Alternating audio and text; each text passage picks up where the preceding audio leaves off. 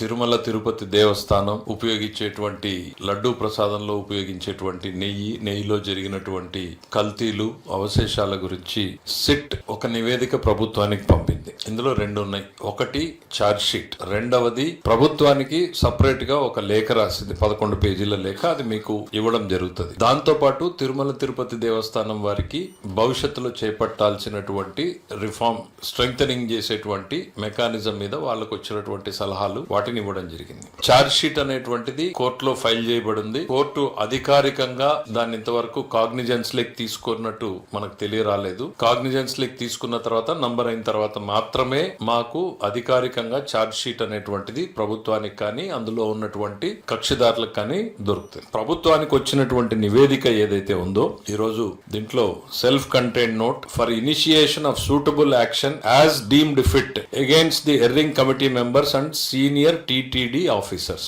ఇది office of the special investigation team constituted under the honourable orders of the supreme court of India, CBI. Confidential అనేటువంటిది CBI నుంచి ఈ ప్రభుత్వానికి వచ్చినటువంటి నివేదిక. ఈ నివేదికని ఈ రోజు కేబినెట్ ముందు పెట్టడం జరిగింది. ఇందులో జరిగినటువంటి సంక్షిప్తంగా, ఇది ఛార్జ్ షీట్ అయితే మరీ డీటెయిల్డ్ గా ఉంటది, సంక్షిప్తంగా జరిగినటువంటి లోటుపాట్లని, ప్రభుత్వానికి అందుబాటులో ఉన్నటువంటి సమాచారాన్ని కూడా అధికారులు కేబినెట్ దృష్టికి తీసుకురావడం జరిగింది. చాలా నివ్వెరబోయేటువంటి విషయాలు. అంటే ఇంత స్థాయికి దిగజారుతారా?